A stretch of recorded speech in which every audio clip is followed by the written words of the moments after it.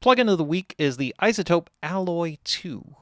The Alloy 2 plugin is meant to be kind of like a multifunctional mix plugin that gives you a lot of features, functionality, and what you always get with iZotope is just loads and loads and loads and loads and loads of presets. Now, fundamentally, when you open up the Alloy 2 plugin, and you could pretty much use it on anything, it's kind of designed to be used, can be set up to be used on any individual instrument. It's got presets that kind of work accordingly. You can work it on groupings. You can work it on the mix bus side. That's how I'm going to kind of just show it here, so I can solo and open up some different things, and maybe we can hear some different stuff going through it. And then, and there's a lot of really, really cool features. You could even kind of use it for mastering, right? Because it has a lot of mastering specific kind of tools in it.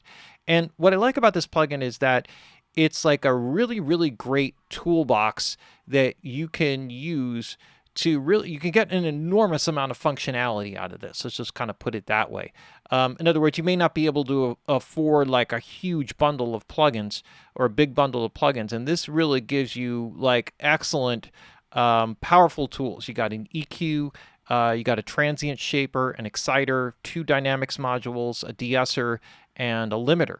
And that's a lot to work with, and you can turn any of these on or off. Now, when you work with the plugin, you can primarily work in 2 different modes. You can work in global mode, and when you work in global mode, then what you're doing is you're setting up just sort of presets for that work across the full spectrum of what it is that you're working with. So in other words, it's going to set up a preset configuration of equalization, transients, exciters, dynamics, limiters, and not necessarily use all of those things, but it will use some of those things. And so, like, for example, if we were working with drums here, so let's just kind of isolate ourselves here and just kind of work with the drum kit. So we could put something here like big bottom drums, and we can just kind of, right? So that's without. A lot of extra gain there. Parallel compression. How about putting your drums in a garage?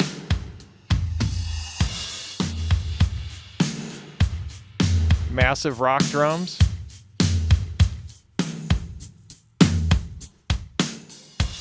That was mega drums. Didn't sound so mega. How about pop drums?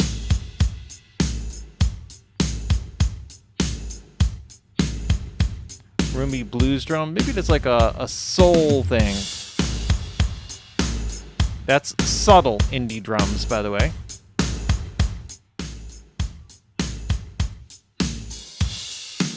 I'm going to work with something really generic, so it's like with the pop drums here, and then kind of open up and kind of go from here. So you can work from any kind of sort of starting preset, and whatever I have in here, I can kind of, work with this. One of the problems with working with presets in this way is that the level changes between the different things. But as like a good starting place, you can say, wow, that's like a really cool like starting place. That's kind of the vibe that I was going for this particular drum kit, and I could just kind of go with that.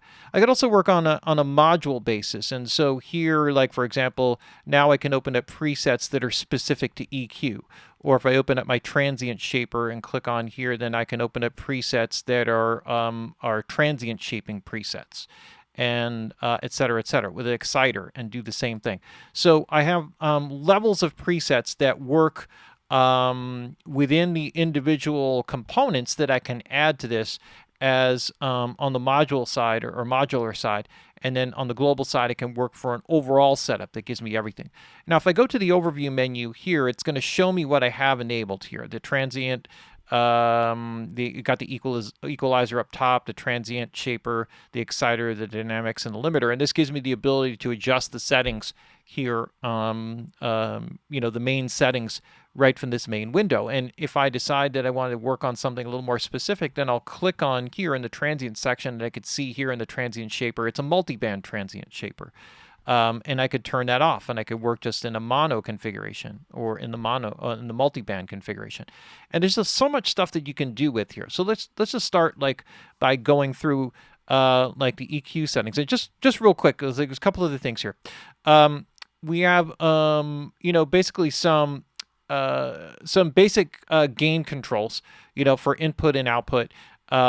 We can lock them or whatever. There's a zero latency mode, and what that does in zero latency mode, if you're working in a host application that has no delay compensation, then that would allow you to run it in a way that it's going to make it less efficient, but it's going to operate more quickly. You're going to get less latency. That's the basic idea. And so this is like your main input-output section, and it's going to kind of give you all the whole things. You got a bypass control down here, which bypasses the plugin globally. You could see that enables the plugin up here. And then you have these individual sections, and you could turn them on and off just by clicking on the individual little box in the lower corner. So since this one is selected, you'll see that it's highlighted there. So this is showing you what's working here. So right now we have an EQ, and now I can go in and focus the EQ here. Now what's really cool here, if I hold the Option or Alt key,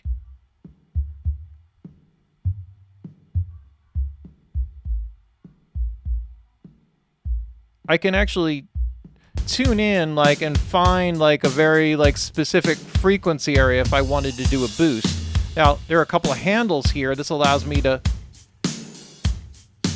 tighten or widen that boost. Now this is when you look at this, it looks like a lot of gain, but that is about 4 dB of gain at that particular frequency. Now I have a number of different bands here. So this band, if I wanted to just do the settings, if I click on it, then I have all the different options here for what I want to do. So this is a high pass filter that is sort of a band, a flat one. But I also have a high pass filter that's resonant, that has a little bit of a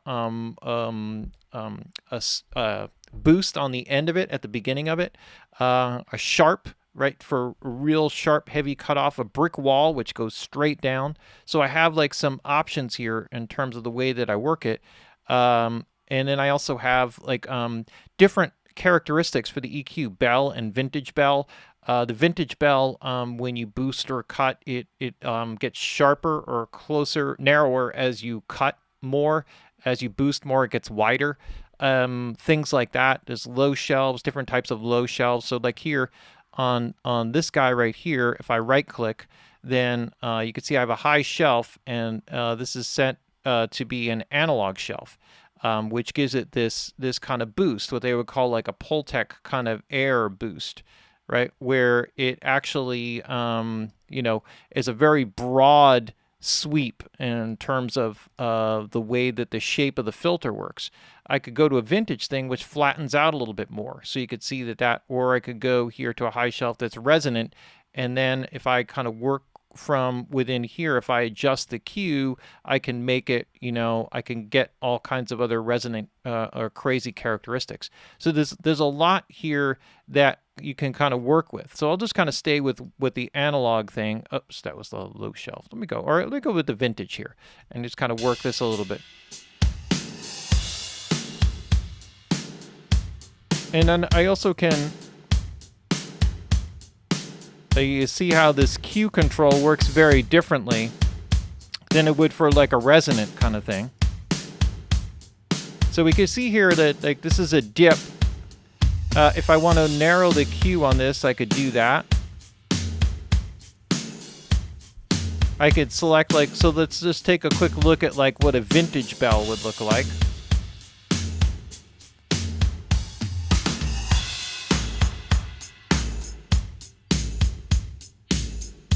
All right, that seems to stay stationary, so maybe I'm misunderstanding that. Or I didn't select, let's see. Now it's a vintage bell. So now as I pull this down, right, it sort of gets narrower as I pull it down more. Kind of gets wider, it's wider on the boost and narrower on the attenuation. That's the basic idea. So I can find a...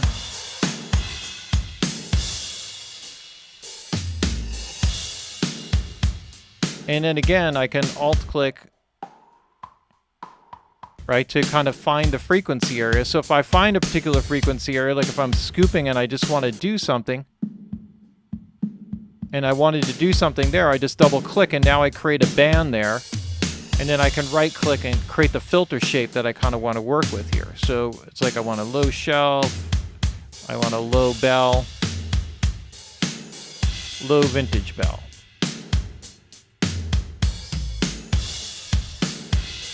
And then I can bypass this. Right? So pretty cool sounding, you know, it's actually, you know, got a lot going on there. Now, of course, there's a bunch of other stuff here. One of the cool things about this is that if I wanted to see what the EQ is doing exclusive to everything else, then I can hit the solo button here. And this gives me just the EQ without any of the other effects, which is kind of cool. And this works all the way down the line, right? So, which is kind of cool. So I don't have to go through and unlink any of the other things. On the transient shaper side, this is kind of fun because what I can do with this is I can start to create like, I have two characteristic things here. I can push transient energy or attack energy or sustain energy, or I can cut it. So it works simultaneously as a limiter expander, upward expander, downward limiter. And then on the sustain, it's sort of like controlling the release time on a compression scale. And I could either lessen something or I can, you know, bring it up more. And so, for example, if I wanted to bring out more of the sustain of the kick, one thing I could do here is I could solo up within this band.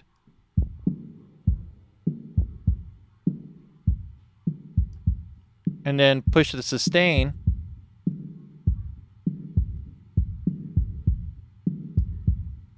And now what that's doing is it's giving me a little bit more sustain energy in that frequency area.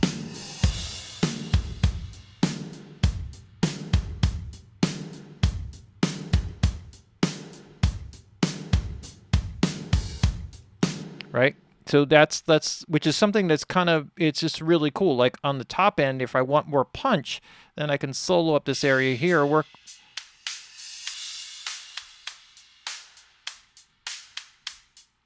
So I just want to add snap up here on the top end. This is where I can kind of swing in more of this.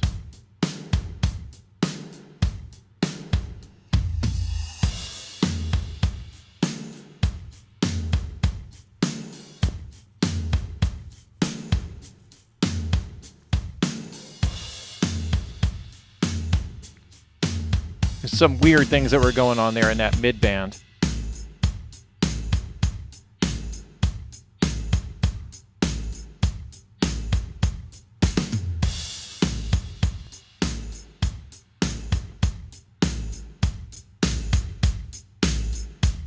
And then, you know, I can kind of work in with all these things. Now, I can also work with an exciter. This allows me to add in, for example, like saturation characteristics. So I can set a certain drive.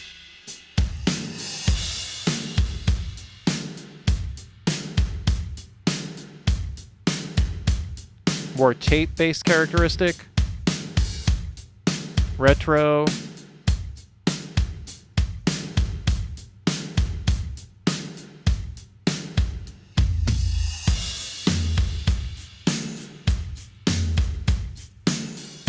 And get any kind of balance in between them. Now, if I want to go multi-band with this, I can go multi-band. And if I set like a certain characteristic here, which I think it kind of lost it when I went to, let me just kind of go here. So like if I set a certain characteristic, I'll just kind of set it there. Like that's what I wanted for the low end. I can create different saturation characteristics for different frequency areas. Or if I just want to take this whole thing and just kind of copy it over to the other, I can copy the single band to all bands, and now it's going to make the same settings appear on all of these other guys. So I could put more tape saturation on the top end, but a warmer, more retro thing on the low end.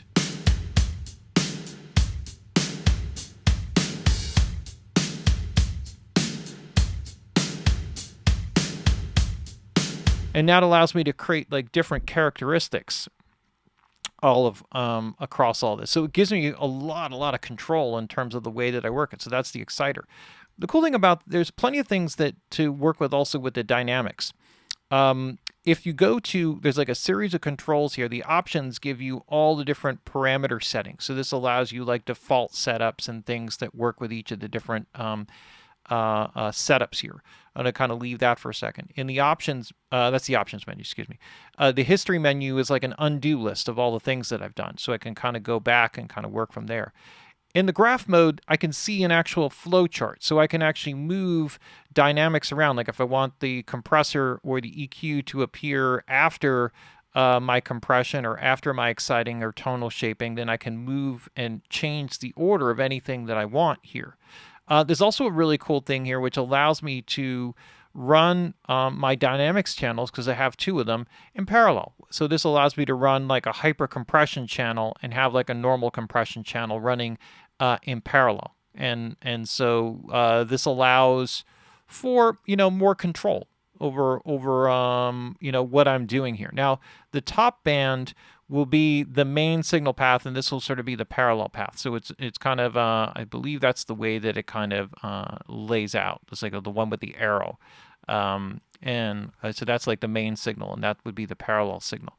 And then that kind of runs through like all the way to the end, or maybe that's just because, no, they're both in, right? So that works, and it becomes a solid line there. So I have some like a configuration about how I'm routing all of these things. So there's a lot to kind of play with. I mean, you could see just like very quickly how I can run this. The cool part about the dynamics section, it has a compressor and a gate section. And the coolest part maybe of this is the fact that the ratio can go in your normal like 2-to-1, all the way up to 30-to-1 or whatever. But you can also go from the bottom side up. So you actually have, in effect, an upward expander and a downward compressor built into the top end of it.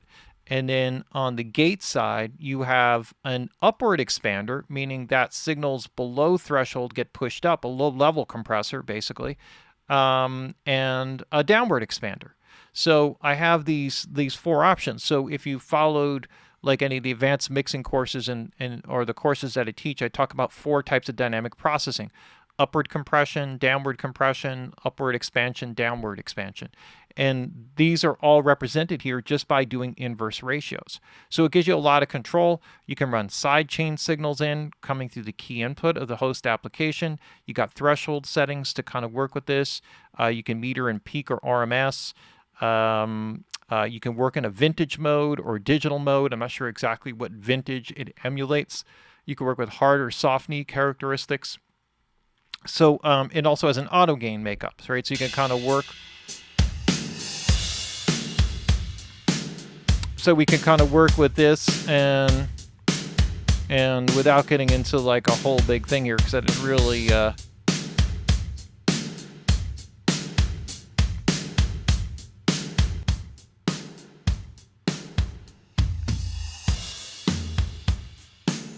I can kind of work with this just to kind of, and let's see if I create a,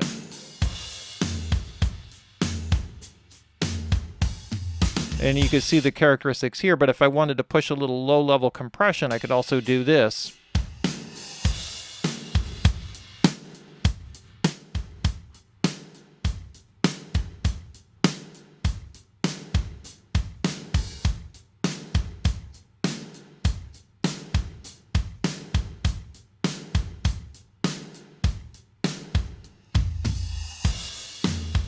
And I'll increase that attack time.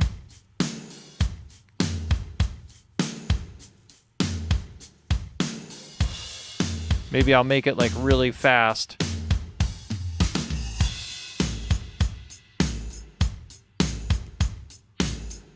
And that allows me to add a little bit of excitement into what's going on.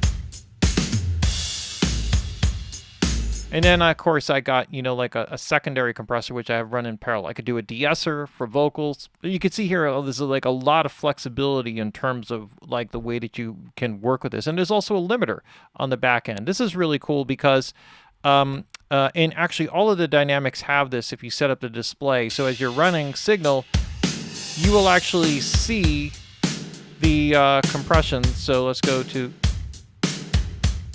you can actually see the compression what it's applying and where exactly it's applying in the actual yellow line that's within the graphic display, which is kind of cool. So if I switch over here to the limiter, I can also see this display. And this is sort of a standard sort of brick wall type of limiter, very much like an L2, where what you do is you have a threshold here, and you just bring it down. I'm just going to bring this down so we don't kill the gain. It's going to make it very loud. Right, so here, this is like the output or the target area, and this is like I'm bringing this down, and it's bringing the level up to this point. I get hard and softney. I can make it very fast, so it just really is capturing transient energy. And kind of work with this stereo link, you know, you know, otherwise it can work, you know, separately left and right. For the most part, you're pretty much working in a stereo linked kind of thing, you know, where it's kind of working together. So if you have transients on one side, it will do for both.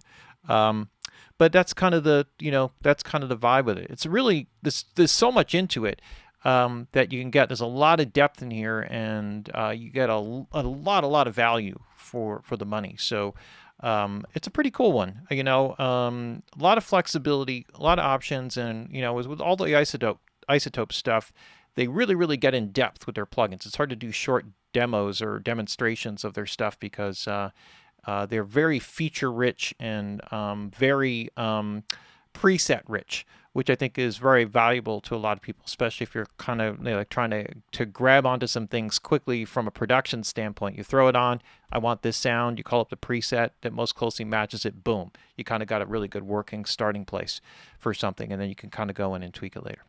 All right, there you go. A good one that is from iZotope. Came out a couple years ago, called Alloy 2. It's the plugin of the week.